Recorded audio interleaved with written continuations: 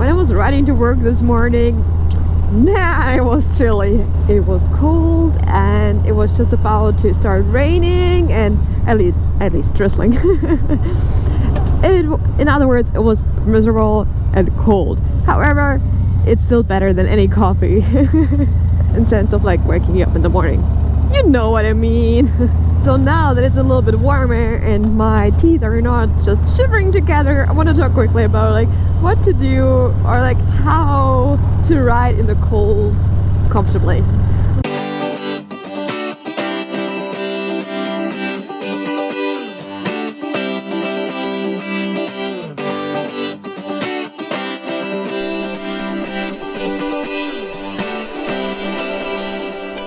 One thing you will learn very quickly is layers are your friends. You have to dress like a little onion and you're going to be just fine.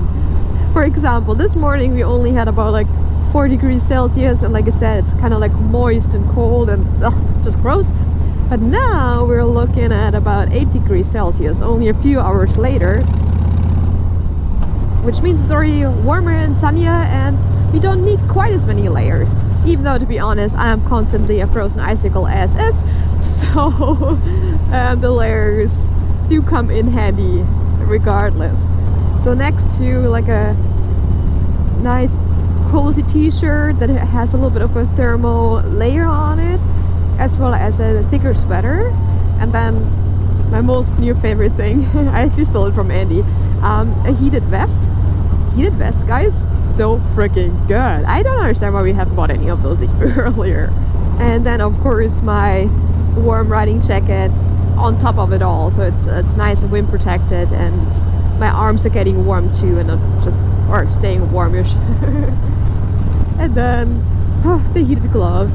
My little fingers are thanking me every single day when I'm riding in the cold that I bought these, or like that Santa brought us these heated gloves. They are worth every freaking penny.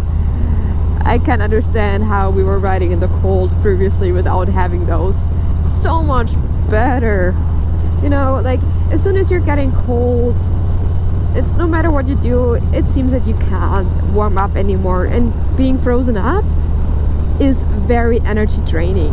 And as soon as you get tired, because the cold air is sucking the energy out of you, you won't ride as alert anymore, which can get dangerous.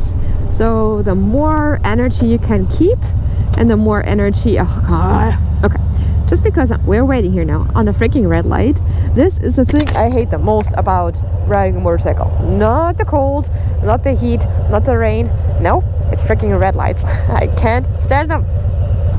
So yeah, between the heated vest that keeps me nice and cozy, the heated gloves, the nice cozy jacket that apparently is supposed to hold up on like all the way to -10, then the legs. Let's talk about the legs, because that's definitely one thing I want to purchase rather sooner than later as well.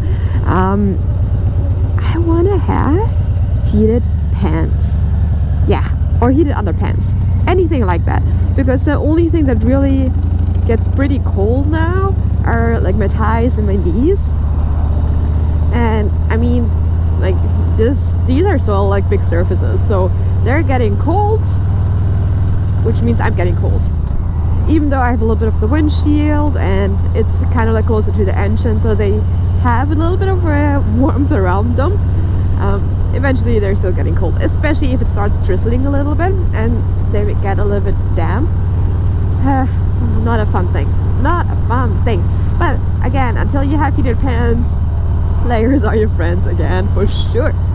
I wear long johns, nice fluffy socks, and then my pants above. But also, to be fair, like if I would wear like rain pants or something, it would at least hold off the wind even a little bit better, which keeps the warmth in a little bit longer. And then the shoes, foot, socks, whatever you want to do. The warmer the boots, the better. So I wear nice warm winter boots actually, and fluffy socks underneath that I have like the thermos like fabric layer liner protection thing. I don't even know what it's called. It's like thermo socks. I bought them from Marks. It's like a outdoor work clothes protection store that you can buy like all outdoorsy stuff and like work related stuff, so it's actually nice, really warm and cozy. And between the socks and the warm boots, my toes are actually staying warm pretty long. We were just out riding on Sunday actually, and we were out for a 2-hour spin. It was not too bad, but after 2 hours without any sun and just like about, I think we had 8 degrees, you start to be cold no matter how many layers you put on it. So heated socks also would be quite a nice thing to have. Again, birthday and Christmas is coming again. I must say the full face helmet for sure is helping too, not just because now you can actually hear me proper without all the wind noise on my helmet, but my face is not getting cold of the wind either, so it's just another layer of protection that I would not want to miss during these cold days. During summer, when it's actually getting pretty hot and you just need to cool down, or it's like too hot, like even to just sit on the red light and idle, a half-face helmet for sure is more comfortable, however not quite as safe. I mean, we all know how it goes, right? You have to see which points are more important to you in this case.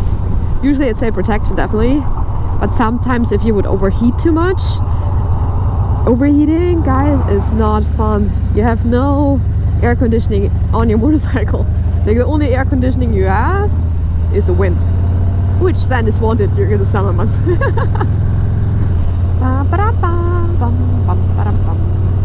And even though it's cold, having the sun shining on your back definitely helps to get through it too. Ooh, lake. Is there still ice on it? Yeah, holy. Ooh. Yep. That's proof that I'm definitely crazy to ride while the legs are so frozen. But at least the streets are relatively clean. Like, they didn't really start cleaning the streets yet of all the dust and dirt and everything, but they're relatively okay. Okay, I'd never actually rode along this road. It's cute though. Like, it's only like just like 10 minutes away from the city, but it feels so farmlandy, so out in the middle of nowhere kind of thing. And it's actually quite a few, there are actually quite a few little twisties. I like it. We just have to make sure that the car drivers understand that I'm coming. Ooh, okay. I'm not sure if you can see through the camera just yet, my friends, but Lake Okanagan is just there to my right side. And I have a feeling that we're going to get some very amazing views in just a second. Woo! Nice! I have to show Andy this road. It's pretty cool. That is beautiful. Oh, honestly, the Okanagan, I don't know. Well, I do and do not understand. Like, we weren't here. We came here for vacation. What was it? 3 years ago? And just fell in love with the entire landscape and couldn't think of like going or living anywhere else. So I don't understand how people don't want to live in the Okanagan, but at the same time, like every single time we meet people that are living here, they have the same story. It's like, oh yeah, we came here for vacation, never wanted to leave again. There are barely any Kelowna born people here, or at least I don't come across them very often. But I mean, like short winters, like even for Canada, warm and dry summers, these houses must have amazing views. I mean, like, look at those. And look at the lake right there. Gorgeous. Okay, but that is it. Quick and easy, cute little video. Let me know if you have any other secret tips and tricks to survive the cold when you're riding, especially so early or late in the season. And then I'm sure you guys are having tons of fun in the meantime, and the riding safe out there. And see you in the next video. Bye!